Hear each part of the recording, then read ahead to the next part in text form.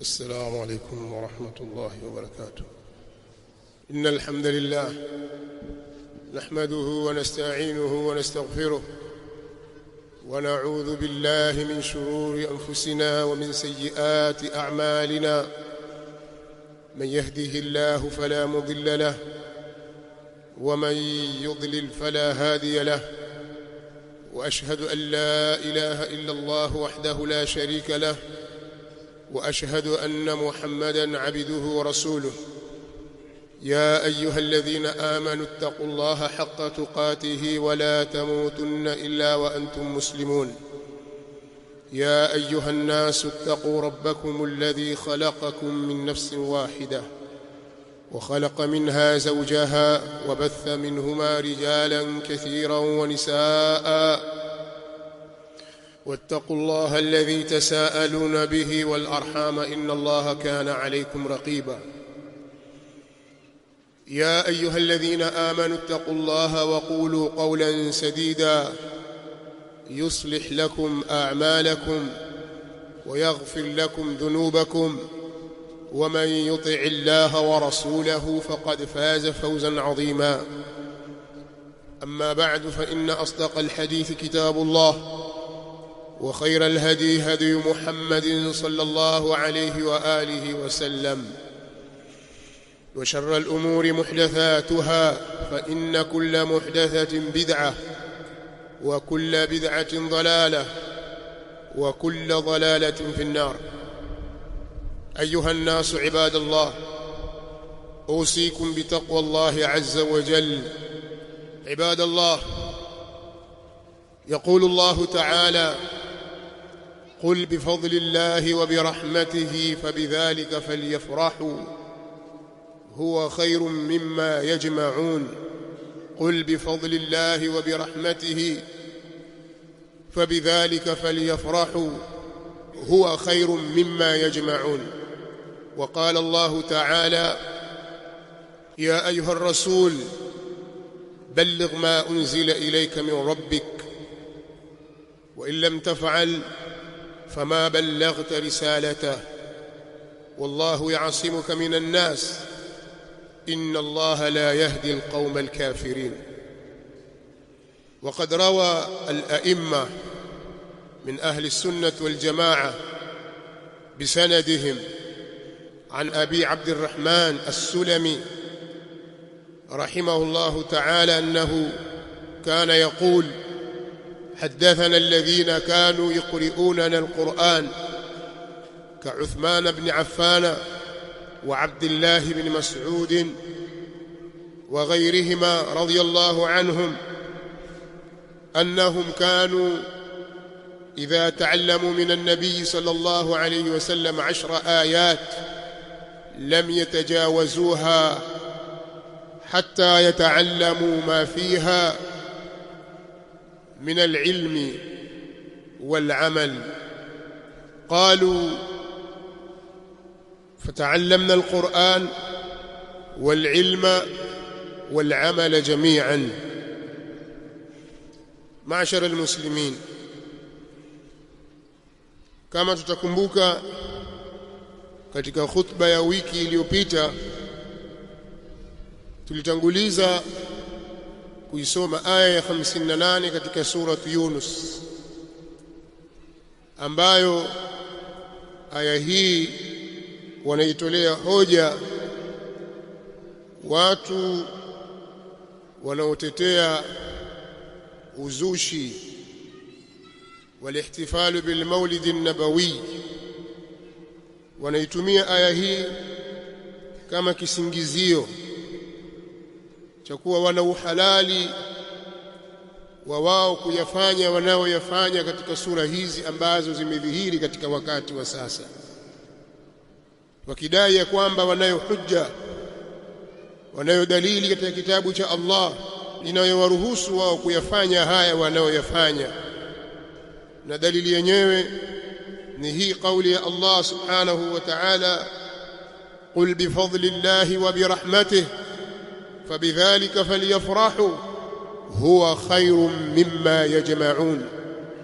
Sema, kwa sababu ya fadhila za Allah na rehema zake kwa hayo basi wafurahike, na hivyo ni bora zaidi kuliko vile wanavyovikusanya.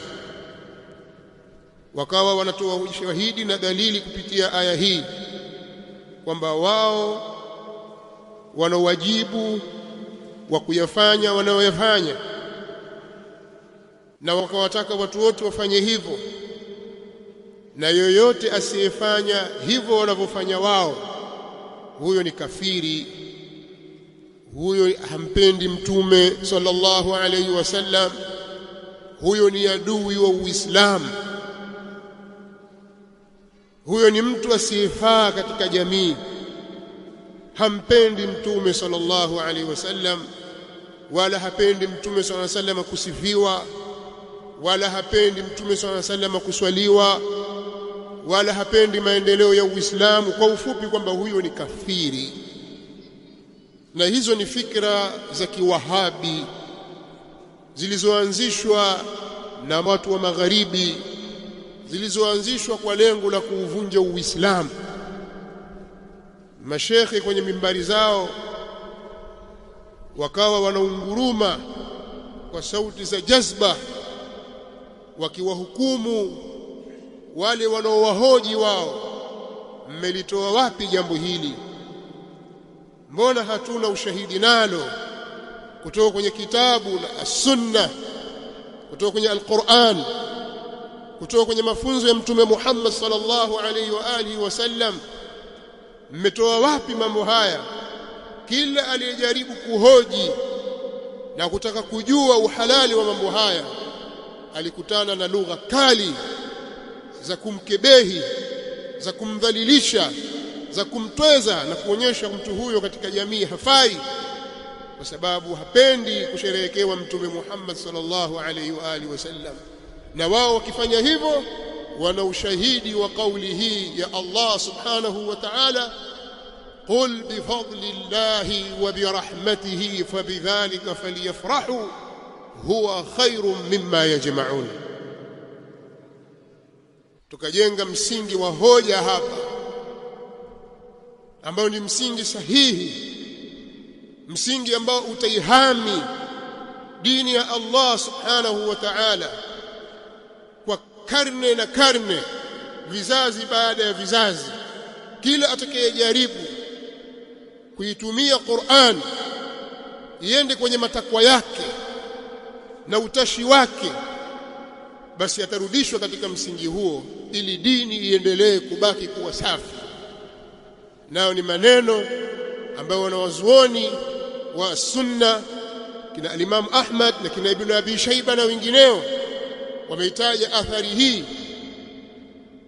kwamba at-tabi'i al-jalil Abu Abdurrahman as-Sulami rahimahullahu ta'ala anatuelezea hali walizokuwa nazo wao na hali walizokuwa nazo masahaba wa mtume sallallahu alaihi wasallam pale walipokuwa wanajifunza ilmu, hususan kutoka kwenye alkitab, kitabu cha Allah subhanahu wa ta'ala, alquran.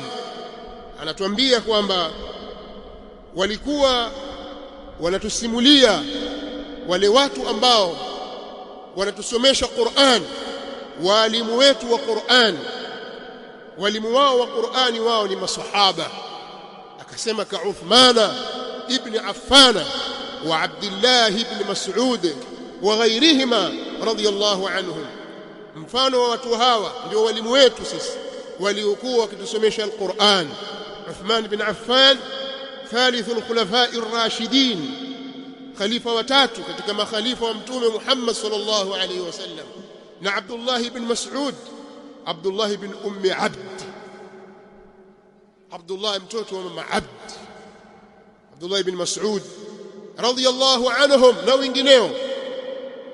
Walikuwa wanasema ya kwamba wao walipokuwa wakijifundisha Qur'an kutoka kwa mtume sallallahu alayhi wa alihi wasallam hawazivuki aya 10 isipokuwa wanajifundisha yaliyomo katika aya hizo katika amali. Kila aya wanahakikisha kwamba aya hii yafanywa kazi hivi, aya hii yafanyiwa kazi hivi, zikikamilika aya 10 wanazifanyia kazi, wanasomeshwa aya nyingine. Anasema ikawa wao sasa wanajifundisha Al-Qur'an na ilmu na amal kwa pamoja. Suali likaja, wao walipoisoma aya hii kwa Mtume sallallahu alayhi wa alihi wasallam, vipi waliifanyia kazi? Amali yao ilikuwaje? Walifanya nini waliposomewa aya hii na Mtume sallallahu alayhi wasallam? Qul bifadlillahi wa birahmatihi fabidhalika falyafrahu huwa khairun mimma yajma'un. Walifanyaje? Tuambieni, masahaba walifanyaje? Na wao walipowafundisha wanafunzi wao kina Abu Abdurrahman as-Sulami, waliwafundisha kwenye aya hii wafanyeje? Tuambieni. Lakini katika hili hakuna jawabu, hakuna jawabu la kisawasawa. Maneno ya porojo yapo, lakini jawabu la kisawasawa halipo. Kwa hiyo itaendelea kuwa ni hujjatun alaihim, ni hoja iliyo dhidi yao. Haitakubalika amali yoyote mtu atakayoidai kwamba hii iko katika Uislamu na iko hivi, maadamu amali hiyo haikupokewa kutoka kwenye mafunzo ya Mtume Muhammad sallallahu alaihi wa alihi wasallam, na vile walivyomuelewa maswahaba zake, na vile walivyotekeleza ahlul quruni almufaddala. Kwa hiyo hili waislamu lazima walijue, na tulisisitiza jambo hili tukaliwekea msingi juu yake. Lakini katika kuziba mianya, leo nitaongeza neno jingine la kusema. Twawaambia sisi, na huu pia ni msingi wanaotumia wanawazuoni wengi katika kuyakataa mambo mengi ambayo mingine katika hayo sisi na wao tunakubaliana nayo, ni msingi wa kullu amalin qama limuqtadi lifi'lihi ala ahdihi sallallahu alayhi wasallam wa lam yaf'alhu huwa wala ahad min ashabihi ma'a intifa'i al-mani' minhu fa innahu bid'atun wa dalalah.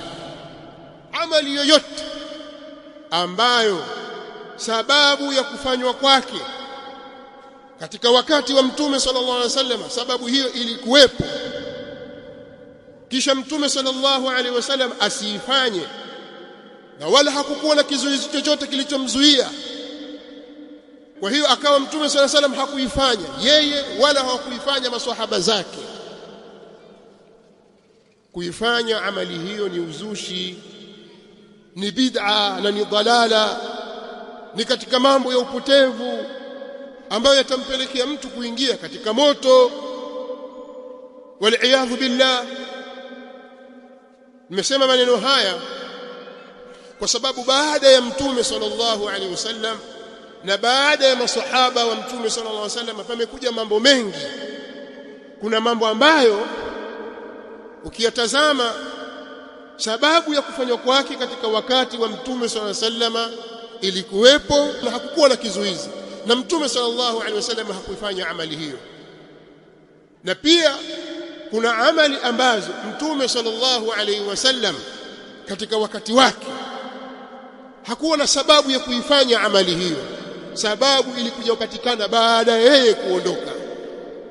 Lakini pia kuna mambo ambayo hakuyafanya Mtume sallallahu alaihi wasallam, sababu ilikuwepo, lakini kulikuwa na kipingamizi na jambo la kumkinga, la kumzuia asilifanye jambo hilo, kisha kizuizi kile kikaondoka baada ya yeye kuondoka sallallahu alaihi wasallam. Haya mambo tuliyoyataja haya katika sura hizi, hukumu yake si moja. Ukitaka kufanya hukumu ya yote ni moja, utakosea. Na ukimwona mtu anataka kuyachanganya yote ayape hukumu moja, atakosea. Hapa nitapiga mfano. Zama za Mtume sallallahu alaihi wa alihi wasallam, alipokuwa akiswali swala za Eid ya Adha na Eidul Fitri, swala zote alizoziswali mtume sallallahu alaihi wasallam katika uhai wake hapajawahi kuadhiniwa hata siku moja kwenye swala ya Eid kwamba watu wamekusanyika katika musalla wa Eid kisha asimama muadhin awe ni Bilali au Ibn Ummi Maktum au mwinginewe Abu Mahdhura au mwingine alafu aadhini Allahu akbar Allah siku ya Eid katika swala ya Eid. Hilo jambo halijawahi kutokea katu, haijawahi kutokea, wala makhalifa hawajawahi kufanya, si Abu Bakar wala Umar wala Uthman wala Ali wala waliokuja baada yao, si katika zama za daula ya Bani Umayya wala zama za daula ya Abbasiyya wala katika ahadi ya Mamaliki wala nani mpaka katika ahadi ya Uthman mpaka leo hakuna muislamu analifanya jambo hili. Na yoyote atakayesimama akalileta jambo hili akadai kwamba adhana ni kitu kizuri, adhana ni kheri, adhana ina thawabu, ataambiwa kwamba amali hii hakuifundisha mtume sallallahu alaihi wa alihi wasallam, na sababu ya kuifundisha ilikuwepo, nao ni kuwaita watu, na hakukuwa na kizuizi chochote. Kwa hiyo kule kuacha kwake na hakukuwa na kizuizi na sababu ilikuwepo, akawa ameliacha jambo hili, inaonyesha kwamba hilo halifai. Haina maana kwamba adhana ni haramu, adhana haifai, la, ukiileta adhana katika mahali hapa haitafaa, itakuwa ni haramu. Kwa hiyo jambo lolote katika dini hii mtu akilileta akataka kulifanya kwamba hii nayo ni katika sehemu ya dini, kuna siku maalum hiyo ya kumwadhimisha mtume sallallahu alaihi wasallam na kuyaadhimisha mazazi yake, na siku hiyo ni Eid, ataambiwa umelitoa wapi jambo hili ndugu yetu? Kama vile analeta adhana, yule atasema wa man ahsanu qawlan mimman daa ila Allah wa amila salihan wa qala innani minal muslimin au almuadhdhinun atwalu an-nas a'naqan yawm al-qiyamah. Akasoma hadithi za fadhila za adhana na fadhila za kuwaita watu katika mambo ya kheri. Ataambiwa maswahaba walipoisoma aya hii walifundishwa vipi? Walifundishwa adhana siku ya Eid? Hapana. Wewe umetoa wapi? Atakodoa macho kutazama hivi, hana cha kusema, hana cha kusema. Hili ni jambo la kheri. Kheri hii hawakuiona, hakuiona mtume sallallahu alaihi wasallam wala masahaba.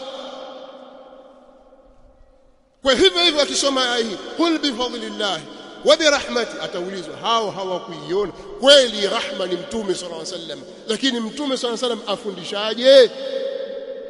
Kuna mmoja akasema lakini wajua katika zama za mtume sallallahu alaihi wasallam hakukuwa na sababu ya kumtangaza, hakukuwa na sababu ya kumtangaza. Maneno jahili yani, kuleta ubishi tu usiokuwa na maana.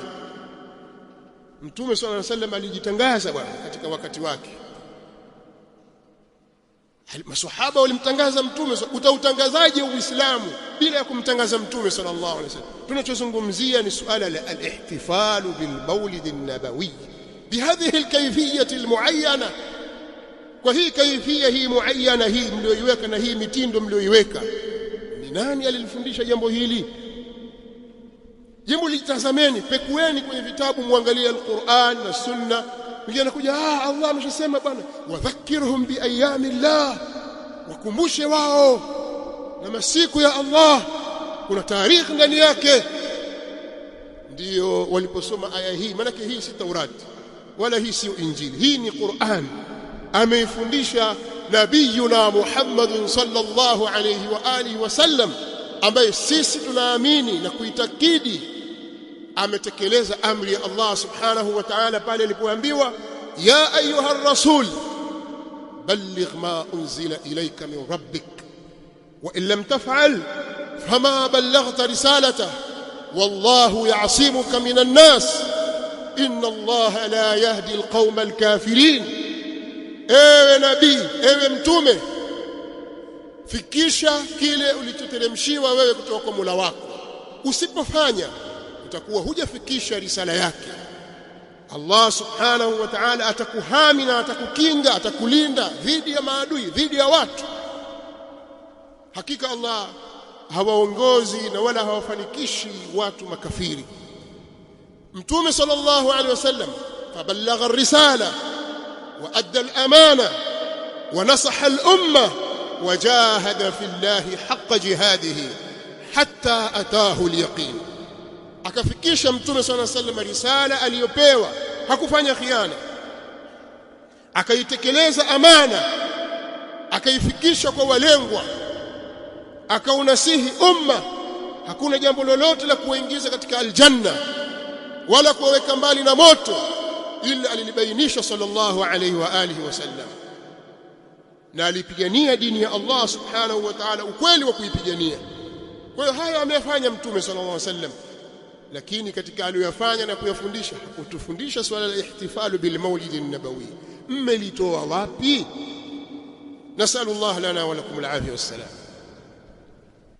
Alhamdulillahi rabbil alamin والعاقبة للمتقين ولا عدوان إلا على الظالمين، والصلاة والسلام على أشرف الأنبياء والمرسلين نبينا محمد وعلى آله وصحابته أجمعين والتابعين لهم بإحسان إلى يوم الدين، وسلم تسليما كثيرا.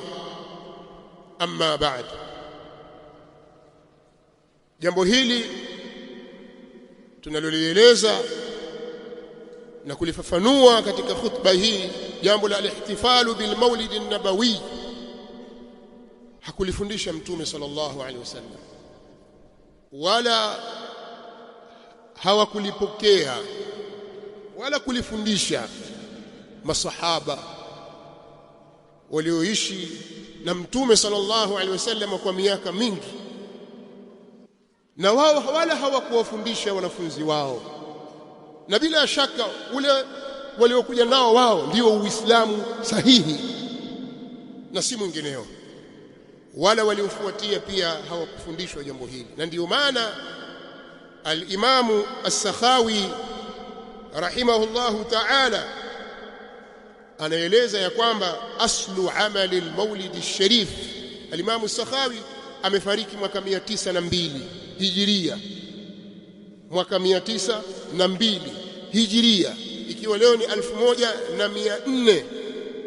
1446, takriban miaka 544 tangu kufariki kwake. Al-Imamu as-Sakhawi rahimahullahu ta'ala amefariki miaka 500 iliyopita. Kiislamu ni juzi, kwa sababu kuna mamia ya miaka kabla yake mpaka zama za Mtume sallallahu alaihi wasallam, lakini kuishi kwake kote anasema maneno haya: aslu amali al-maulid ash-sharif lam yunqal an ahad min as-salaf as-salih fi al-qurun ath-thalathah al-fadila. Asili ya amali ya maulid ash-sharif hajawahi kunukuliwa kutoka kwa yoyote katika watangulizi wema waliokuwa katika karne tatu zilizobora.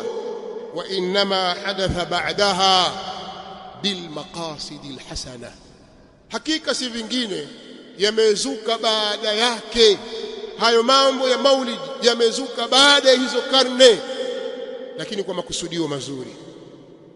Mtu anaweza akawa na makusudio mazuri, lakini an-niyatul hasana la taj'alu as-sayyi'ata hasana wala al-bid'ata sunnatan. Nia njema haiwezi ikaligeuza jambo baya ovu kuwa zuri, wala nia njema haiwezi kubadilisha bid'a kuwa sunna hata siku moja, lianna al-ghayata la tubarriru al-wasila. Kwa hili ni watu lazima walifahamu. Sawa, walikuwa nia njema. Sisi tuna sehemu mbili tunatakiwa tuzitazame. Sehemu ya kwanza ni kuwa anatupa ripoti ya kwamba, anatupa taarifa ya kwamba jambo hili kumbe halijawahi kufanywa na yoyote katika waliotangulia. Karne tatu zilipita tangu Mtume sallallahu alaihi wasallam amefariki, karne yake na karne iliyofuata vizazi vitatu vilifuatia, hakuna amali hii. Hakuna jambo hili, limekuja baadaye. Kipengele cha pili anasema kwamba waliofanya walikuwa na nia nzuri. Hapa pana mjadala. Je, nia nzuri yatosha? Sisi ni ile taarifa aliyotupa yeye ndio tunaizingatia zaidi. Al-ibratu bima rawa la bima raa. Mazingatio yako katika kile alichotupokezea sisi, akapokea, sio lile analoliona yeye. Analoliona yeye ni jambo lenye mjadala. Kwa hiyo jambo hili halikuwepo. Kwa hiyo ukimsikia shekhe yuko juu ya mimbar kwenye kinara amwaga mapovu, maulidi alikuwepo bwana, mtume mwenyewe sallallahu, muongo huyo, hawadanganya huyo, atakuwalaza hapo maswahaba, muongo. lam yunqal an ahad min as-salaf as-salih fi al-qurun ath-thalathah al-fadila. Wao wametoa wapi habari hizo? Na jambo hili halijakunukuliwa kutoka kwa yoyote. Sasa wa mwanzo kina nani? Wanawazuoni wote duniani wanaeleza kwamba iliposimama daula al-Fatimiyya kule Misri, daula ya Kishia, ad-daula al-Ubaidiyya, daula ya Kishia, waliokuwa maadui wa masahaba wa Mtume sallallahu alaihi wasallam, maadui wa Uislamu, waliojificha chini ya pazia la ahli al-bait wa hum kadhibun fi da'wahum dhalik, na hali ya kuwa wao ni waongo katika madai yao hayo, ndio walioanzisha jambo hili. Jambo likaanza alipokuja Salahuddin al-Ayyubi. Salahuddin al-Ayyubi alipokuja kuikomboa Misri kutoka kwenye mikono ya mashia al-Ubaidiyya alladhina tasammawna anfusahum bil Fatimiyya, Shia Ubaidiyya ambao wao walikuwa wakijiita Fatimiyya. Alikuja akawaswaga pale, akawatoa, akaivunja dola yao, ikasimama dola al-Ayyubiyya. Maulidi yakaondoka, hakukuwa na maulidi. Walioanzisha wenyewe ni mashia. Pakapita kipindi kirefu mpaka huko sehemu za Irbal akatokea mtawala mmoja akayarudisha. Ikawa katika kusoma kwao wenyewe maulidi au siku ile ihtifali, miji hupambwa, pakawashwa kandili pale, mishumaa, pakapikwa vitu vitamu vitamu, watu wakashereheka pale kwa kula na kunywa. Basi mambo yalikwenda hivyo. Baadhi ya wanawazuoni nitakuja kuwataja katika khutba nyingine, walipoyaona yale mambo yalipokuwa yakifanyika na ile mikhalafat na mambo ya munkari yaliyokuwa yakifanyika mule ndani, kulikuwa na baadhi ya zile ijtimaat zilikuwa zinaleta mambo maovu, wakasema ili jambo baya. Kwanza asili yake ni bid'a, lakini sasa huku tunapokwenda ni kubaya, wakakataza, kusema hapana. Wale waliobaki kwamba hakuna neno, walibaki katika msingi wa kwamba si watu wamsherehekea Mtume sallallahu alaihi wasallam na kufurahika siku ya kuzaliwa kwake na hakuna ziada ya hapo, si vibaya. Tutakuja kueleza mara nyingine insha Allah ni kina nani hao. Jambo likaenda mpaka limefika katika wakati wetu sasa.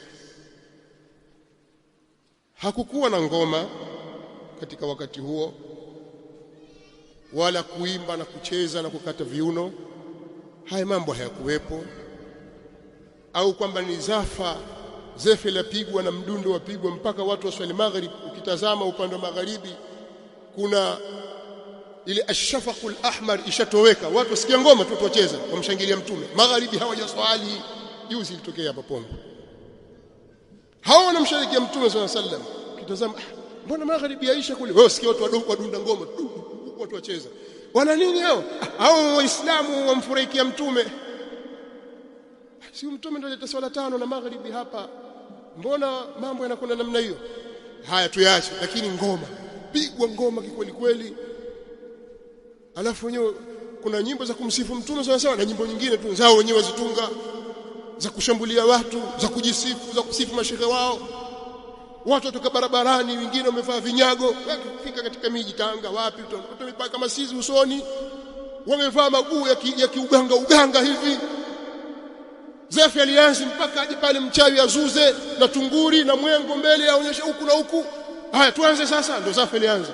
Haya mambo yote yanafanyika na watu wanayaona na mashekhe wapo, na ngoma yapigwa na watu wacheza, na wala hata Mtume sallallahu alaihi wasallam hatajui illa qalila. Ni ngoma tu na nyimbo tu, na nyimbo nyingine hazina maana yoyote. Wanawazuoni, kwa sababu hii ndio njia ya sufia. Nataka nimalize maneno yangu hapa. Watu wanaoitwa as-sufia wa ahlu tasawuf kama wanavyojiita, nitakuja kueleza tasawuf nini ni hapo mbeleni inshallah katika siku nyingine. Lakini asili ilikuwa ni watu wanaojipamba na zuhdi na kuipa nyongo dunia, wakavaa mavazi yao ya takashuf, hawataki dunia, wakajikinga na mambo mabaya, hata yale ambayo yana halali ndani yake wao wakayaacha, wakalazimika na kile cha wajibu na kile ambacho hakuna budi ndani yake. Dunia sio yao wao, taraku dunya wa khafu alfitana. Walikuwa ni watu wa zuhdi, na wengi katika wao walikuwa hujishughulisha na mambo ya ibada kuliko ilmu. Kisha jambo hili likaendelea, watu wakaacha zuhdi, yakaingizwa mambo mengine. Sasa ikawa kuna namna fulani na mitindo fulani, huyu sufi ila ufuate tarika hizo na taratibu hizo. Katika mambo makubwa walioingiza ni midundo, wakaingiza gospel katika dini kama vile wanavyofanya Wakristo. Nyimbo na midundo na miziki ikaingia kupitia masufi, ikawa wanaabudu Allah kwa kuimba na kupiga ngoma na kucheza, jambo ambalo hajawahi kulifundisha Mtume sallallahu alaihi wa alihi wasallam, wala hawajawahi kulifanya masahaba wala yoyote.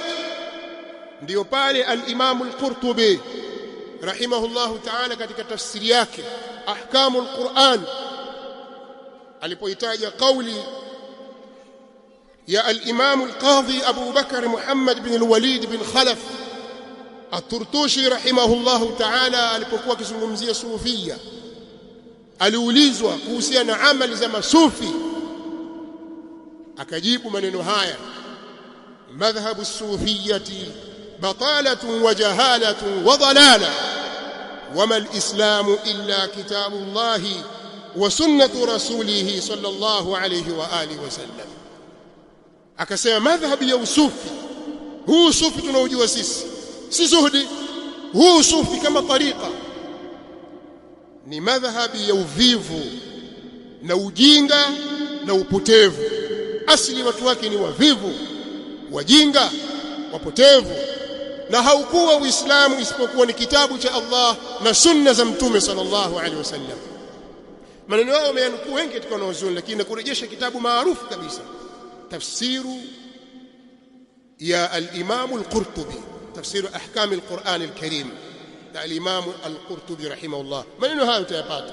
Haukuwa Uislamu isipokuwa kitabu cha Allah na sunna za Mtume sallallahu alaihi wasallam.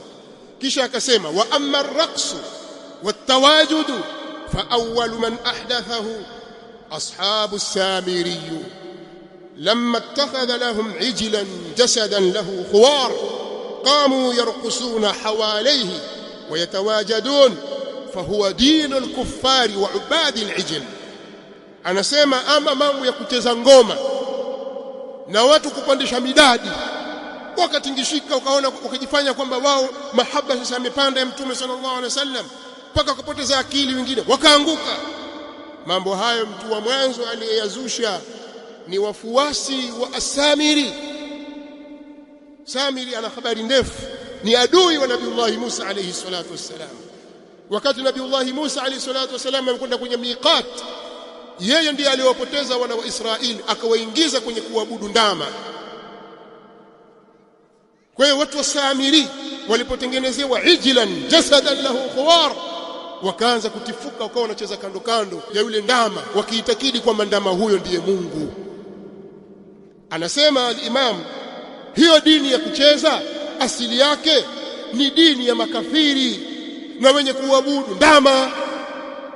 Uislamu hakuna dini ya kupiga ngoma na kucheza, iko huko kwa makufaru huko na katika dini za wengine, sio Uislamu. Wa amma alqadhibu, na ama mdundo ngoma, alqadhibu ilikuwa wanatumia vigongo vya mianzi wakipiga kwenye ngozi. Ama ile alqadhibu fa awwalu man ittakhadhahu az-zanadiqa liyushghilu bihi almuslimina an kitabillahi ta'ala.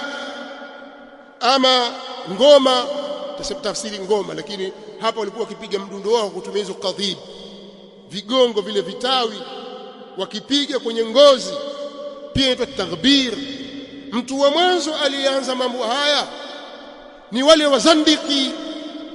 Baada ya Uislamu kutanuka katika dunia na kuenea kila mahali, kulijiingiza watu, walijipachika watu ambao walidhihirisha kana kwamba wao ni Waislamu. Zama za Mtume walitokea wanafiki, katika zama za daula za Kiislamu walitokea watu wakiitwa wazandiki.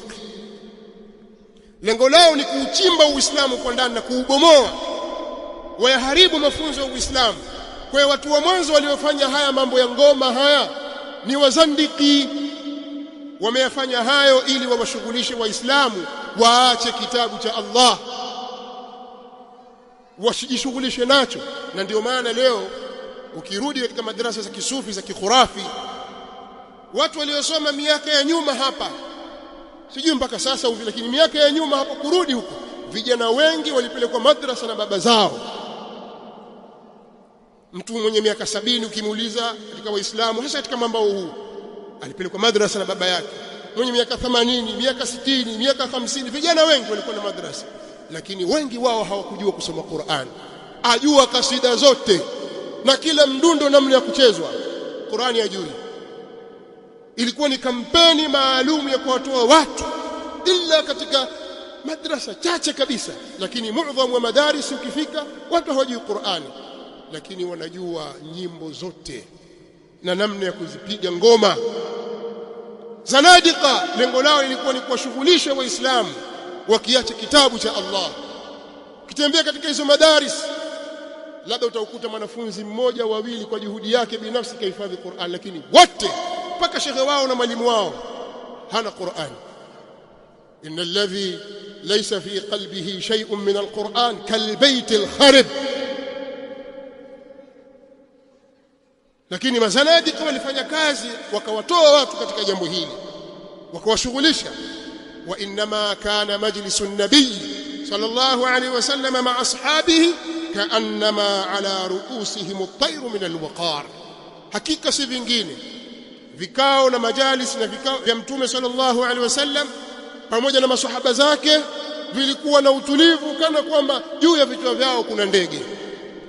Watu wametulizana, hakuna kucheza cheza, wanasikiliza miongozo kutoka kwa Mtume sallallahu alaihi wasallam. Kisha imamu huyu akasema, fayambaghi lisultani wa nuwabe, inatakikana kwa mtawala na manaibu wake, mawaziri, wakuu wa mikoa, magavana, wakuu wa wilaya na watu mbalimbali viongozi, ayamna'ahum min alhudhuri fil masajid wa ghayriha, kuwazuia watu hawa wasihudhurie misikitini na sehemu nyingine sio kwa misikiti, wafukuzwe. Kama ni daula ya Kiislamu watakiwa hawa watolewe misikitini. Wala yahillu li ahadin, wala si halali kwa yoyote, wala yahillu li ahadin yu'minu billahi wal yawmil akhir ay yahdhura ma'ahum, si halali kwa mtu yoyote anayemwamini Allah na siku ya mwisho kuhudhuria pamoja na wao. Wala yu'inahum ala batilihim, wala haitakikani vile vile kuwasaidia juu ya batili yao. Anasema wa hadha madhhabu Malikin wa Abi Hanifata wa Shafi'i wa Ahmada.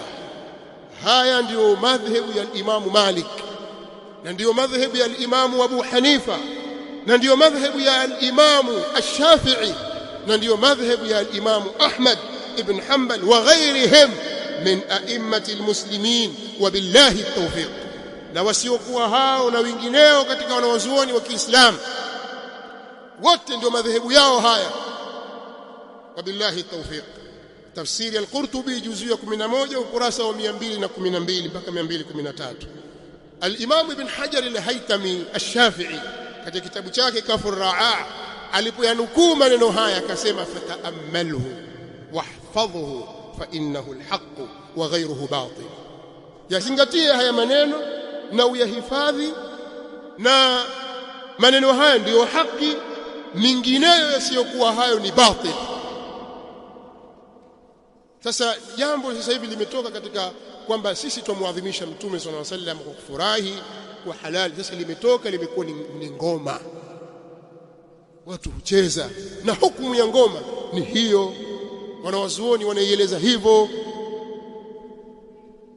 Kwa hiyo watu wajitahadhari na jambo. Kwa ile sura ya kumwadhimisha Mtume sallallahu alaihi wasallam imetoka sasa, maana ilikuwa sisi tufanye mjadala na mazungumzo na nikash katika nukta, je, yafaa kuifanya siku ya mazazi ya Mtume sallallahu alaihi wasallam kuwa ni Eid, kushereheka kwa watu kula na kunywa kwamba leo kazaliwa Mtume sallallahu alaihi wasallam, tukawavisha watoto wetu vizuri, mji ukapambwa, ikaonekana kuna tofauti kidogo kwamba leo ni siku kubwa.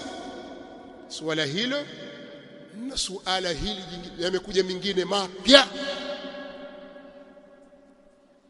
Sasa kama hili kuna hili baya na hili baya tulitoe, hayatoki. Ndio bid'a ilivyo, hamwezi kuyatoa. Haya toeni tuone, yatoeni tuone. Sio kusema lakini kama dufu sio ngoma. Dufu wajua ni kama vile tui na maziwa. Acha wazimu. Tutazungumzia suala la watu kupiga ngoma na kucheza, wanaume wakapita mabarabarani au misikitini. Jambo hili mmelitoa wapi? Kwa madai ya kwamba nyinyi mwadhimisha Mtume, mmetoa wapi? Mbona hatuoni katika Uislamu? Tutaendelea katika hutuba nyingine insha Allah taala, lakini nataka waislamu wajue na vizazi vinavyoinukia sasa pia vijue kwamba tunapoyakataza mambo haya hatufanyi kiushindani tu, kwamba kundi hili la shindana na kundi hili, au hawa wana kazi ya kuwabeza wale, au ni chuki binafsi kwamba labda kuna maslahi ndani yake. Sasa sisi tunaona maslahi yale tunayakosa, kwa hiyo lazima tufanye fujo, au kuna watu wanatumiwa. Basi na waambieni, kama kuna watu wanatumiwa na makafiri katika kuubomoa huu Uislamu, sisemi kwamba wao watumiwa, lakini ni wale wanaozusha katika dini wakayaingiza mambo ambayo hakuyafundisha Mtume sallallahu alaihi wasallam. Na ndio maana kule Misri ilitokea wakati maulidi yalisimama, kwa sababu katika mahali ilipozushwa alianza Misri, alafu yakaendelezwa katika kipindi cha ukoloni. Watu walikatikiwa yale mambo ya kafa, ikawa wakoloni wauliza, mbona msomi maulidi? Wajua wakati msaada wako, someni maulidi. Tutakuja kueleza historia yake insha Allah. Hapa Pongwe labda watakuwa wanajua, ni wazee pengine hawafiki 3 4. Wenyewe wanasema historia maulidi ilikuwa kisoma pale CCM. Aliyefadhili ni mzungu Shanbega, ndio mfadhili wa maulidi. Akija mwenyewe atakaa pale waladu kwenye mwembe na kiti chake, amekaa sikiliza maulidi. Kafir ndio mfadhili. Na mpaka siku za karibuni hapa Father Smith alikuwa akifadhili maulidi Pongwe. Wana nini hawa makafiri? Mbona wafadhili maulidi? Kuna kitu gani hapa? Na sehemu nyingi ndio hivyo, sehemu nyingi ni hivyo, kwa sababu wana mapenzi makubwa na bwana Mtume sallallahu alaihi wa alihi wasallam. Sasa nani anatumika hapa? Alafu kafiri na ngoma ni baba mmoja mama mmoja. Uislamu haujui kitu kinachoitwa ngoma na midundo kwamba ni sehemu katika ibada. Ngoma zimeruhusiwa katika baadhi ya sehemu kwa namna fulani. Basi katika sherehe za harusi, siku ya Eid, na wanaopiga dufu sehemu zote ikisoma utakuta aljawari. Waja kazi, watoto wa kike, wasichana ndio walikuwa wakipiga ngoma kwenye maharusi siku ya Eid, jambo ambalo na sisi tulifanya, watoto wetu wafanya hivyo siku ya Eid. Na wengine wakaongeza hata siku ya khitani, mtoto akiwa amekwenda tohara kuna jandoni apigiwe pia vile vile dufu. Wengine wasema hata vile vile kudumul alim, mwanachuoni amefika, mwanachuoni mkubwa basi lipigwe lile dufu, lakini hatuzungumzii masala ya maulid. Kwa hiyo usichanganye kwamba Mtume صلى الله عليه وسلم alipoingia Madina alipigiwa tala al-badru alayhi. Kwanza hadithi ikuthibiti, alafu pia wanaosema kwamba walikuwa wapiga dufu ni Al-Jawari. Hava vifuu na wewe basi upige kwenye matiti, wewe matiti upige. Allahumma inna nas'aluka ridhaka wal janna wa na'udhu bika min sakhatika wan nar. Allahumma ansur dinaka wa kitabaka wa sunnata nabiyyika wa ibadaka al-mu'minin. ربنا آتنا في الدنيا حسنة وفي الآخرة حسنة وقنا عذاب النار. اللهم أرنا الحق حقا وارزقنا اتباعه وأرنا الباطل باطلا وارزقنا اجتنابه. قوموا إلى صلاتكم.